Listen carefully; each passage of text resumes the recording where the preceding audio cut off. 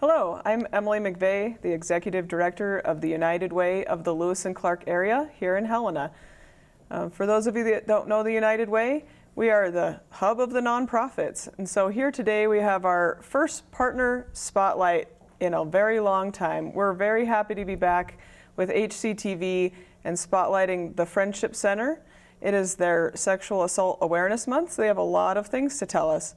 For those of our audience that don't know about the Friendship Center, can you share a little bit about your organization and who you serve?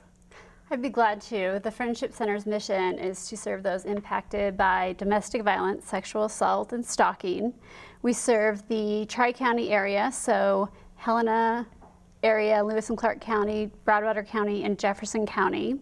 And we're the only agency in that area doing so. We offer a broad range of services. We have a shelter that's attached to our administrative offices where we can house transitional housing. We provide transitional housing as well as short-term emergency housing. But what many people don't know is that we provide many more non-residential services than we do residential services. And I think the other big thing that I'd like people to know about the Friendship Center is that we serve both men and women or any gender identity at our agency. Great. And you guys just got a new executive director. Tell us about that. We did. I'm really thrilled to announce that Gina Baysdorfer has been named the executive director. She wishes she could be here today, but she just took over the post and had some other commitments today that she couldn't move around. But I know she'll be looking forward to participating in the future. Yeah, looks like we have you guys back here in August, so we'll probably see her at that point. That'd be great. So, April Sexual Assault Awareness Month, and the Friendship Center has a lot of things planned. We're sharing all of that by your Facebook page, our social media. What's the lineup of events you have coming up? Well, we have many things planned throughout the month, and they all can be accessed through a virtual event platform called Whova, and everything will be recorded as well. So if you can't catch the live stream, you can always go back and listen. And we have a wide range of things planned, from healing and wellness, including we have a partnership project coming up with the Holter Museum. We are recording it tomorrow.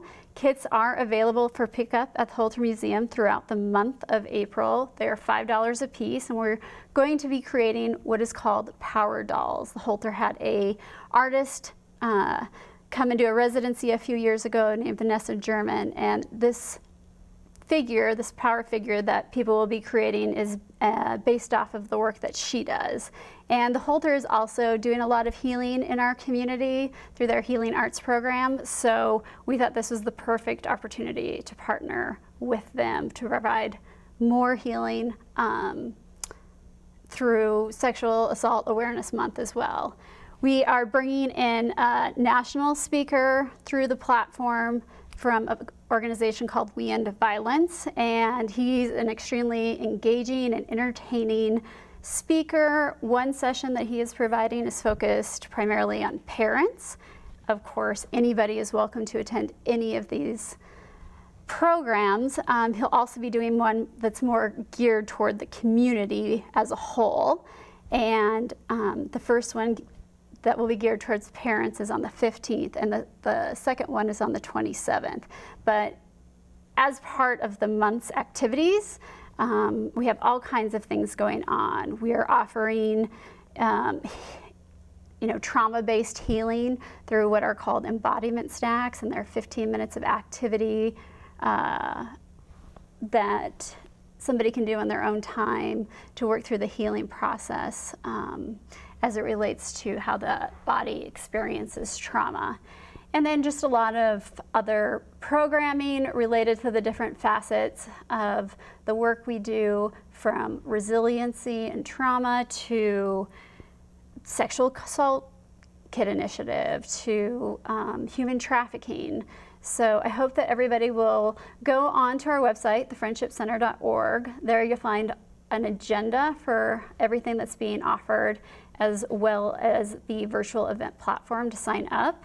And the other thing that's pretty cool is because it's virtual, we're also able to promote a lot of the activities that are going around the state. For example, Missoula has a lot of activities that are being planned over there, and we're able to link to those through our platform as well. So it's kind of a one-stop shop, if you will, for activities planned for this month. That's great. People can go on and get the things that apply to their lives or their family members. And yeah, that's wonderful. All right. Moving to Chelsea. We didn't introduce you, Kim. Tell everybody who you are. Oh yeah, my name's Kim Patterson. I'm the development director at the Friendship Center. Great. All right. Chelsea, what's your title? Yeah, I'm Chelsea Nottingham. I'm the direct advocate or direct services advocate at the Friendship Center. Great. Yeah. And tell us about how the Friendship Center serves victims and what should the community know about that? Yeah, we meet anyone who's experienced sexual assault where they are. So that is anywhere from over the phone to an exam room at the hospital to the law enforcement center. We really just, whenever we get that call or that we do what's called crisis intervention, so just assessing that client's need.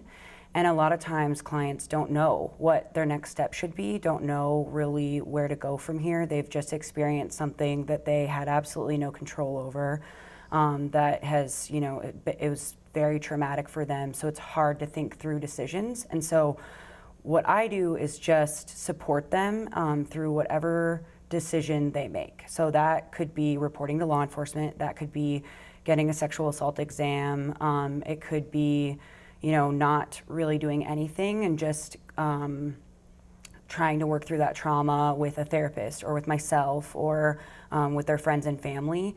So, the role I try to play is just trying to put them back in control of their situation, presenting them with their options, letting them know my experience in whatever path they might choose, and then just providing support for them in whatever they pick. And so, what a lot of people don't know is that it's not always safe to report to law enforcement. It's not always safe to get a sexual assault exam. So their offender could be a member of law enforcement, could be someone with status in the community, it could be a friend or a close family member that they disclosing would be dangerous for them. Maybe there is, they know of repercussions that they could face if they report or say something, and so it's not always safe. So what we want to do is give that person, we want to put them in the driver's seat, that we understand that it's not safe and that we will provide whatever support they might need through however we can to get them through the trauma that they've just experienced. And everything you guys do is confidential, so that maintains their safety. Yeah, that's correct. They have what's called advocate privilege, and Right. it's a Montana law. So. Yes. So as a woman, what should I know, or what should I be doing to prevent being assaulted? Like, what kind of tips and tricks are there for the public to know? Yeah, I think that's a common misconception that a lot of community and society thinks that they can prevent their own assault. And unfortunately, it's not true. We want the community, we want people to know that the fault is always on the perpetrator, the offender, that no matter what their circumstance, no matter what their surroundings, what they're wearing, how much they drank, that doesn't constitute sexually assaulting a person or getting sexually assaulted.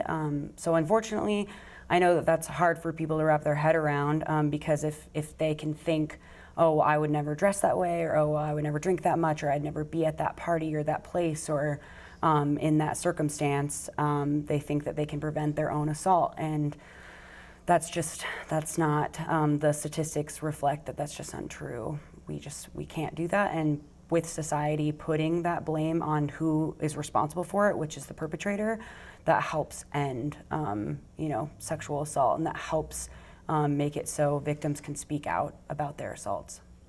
That's a great way to frame that, and Yeah. put that back on the assault, the person doing the assault, not the victim. That's right. Great information. Yeah. Tell me more about It Starts With Me, the campaign you guys have running. Yeah.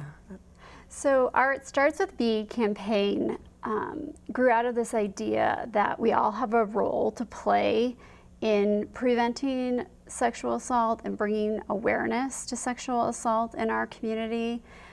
1 in 3 women will be victims of sexual violence in their lifetime. 1 in 4 men will be victims of sexual assault in their lifetime. And it starts with me. I ask, I speak up, I believe. Campaign refers that we all have a role to play in asking for consent.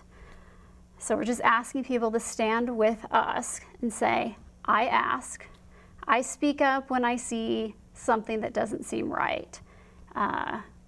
In our jargon, that's called the intervening bystander. You see something that doesn't sit quite right with you, maybe that person needs you to step in and say something on their behalf. And finally, I believe is a pledge to believe victims. Mm-hmm. Yeah.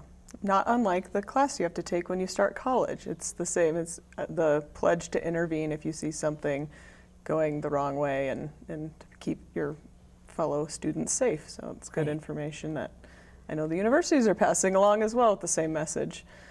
So what's the best way to reach out and receive services or talk to somebody at the Friendship Center if you need help or if you just want more information? Yeah, the best way to reach out to us is by phone. I mean, just calling and asking for an advocate. You can reach out to us through our website too if phone isn't safe, by email as well. We serve victims however it is safest to serve them. And so that means, yeah, just over the phone serving them is how we've been operating through COVID. We're not open to the public right now, but we're hoping to get to that point in the summertime. So yeah, I mean, I think the best way to get a hold of us is just calling, asking to speak with an advocate. We would want to encourage everyone to reach out, that if they're grappling with how to work through their trauma, that they give us a call and that we will listen. We have a 24-hour crisis line. So yeah, I mean, you can call us in the middle of the night and there will be a voice there to help. And then of course, family members and friends, people that are involved as a supportive person to someone who's experienced trauma. We want to support that person too in the best way to support their loved one as well. So speaking about your hotline, do you guys have an upcoming training for people? You need hotline workers or people to answer that phone for you guys. Do you guys have a training coming up? I believe it's actually posted on our Volunteer Helena website right now, looking for people to sign up to take that course, and it's a 40-hour course, but you guys can tell us more about that. Yeah, you take it from here. Yeah, it's a 40-hour training, and you can learn more about it on our website, but it's also posted on both of our social media, Instagram and Facebook, and it starts next week, but we will do another one in the fall as well. Yep. Yeah. And that's a valuable piece of work that having people answer that hotline is very important. Yeah. Because the calls come in when the calls come in. Yep, yeah, crisis doesn't have a schedule, Right. unfortunately. Is there anything we missed that you want to make sure the community knows about the Friendship Center? Yeah, I just want to make sure that people understand that all of our services are free and completely confidential. I don't think we can say that enough, but you never have to pay for the services you receive there. And, we're here for anybody in the community that needs, support through these experiences. Yeah. Great. Well, thank you guys for coming. Yeah, thanks for having us. Great Yeah, to thank you be so back much for having and us. It is. doing these spotlights. Thank you, Helena. We will be doing these spotlights with our partner agencies, and we'll also be covering the programs that we are running out of our United Way office. You can get more information about United Way at UnitedWayLCA, as in Lewis and Clark area.org. And you can learn about our Volunteer Helena website, the Montana 211 resource website and hotline. We are currently helping people with the free tax program that is now going on till May 14th, helping people get their taxes scanned and prepared before that new deadline. And we also do a lot of work on the Greater Area Helena Housing First program, helping our homeless neighbors and people that are facing eviction with support services and finding housing. So lots of great work going on in our Helena community, not only at United Way, but amongst our 35 partners. And we're very excited to be back with HCTV and sharing that information with you. Thank you so much.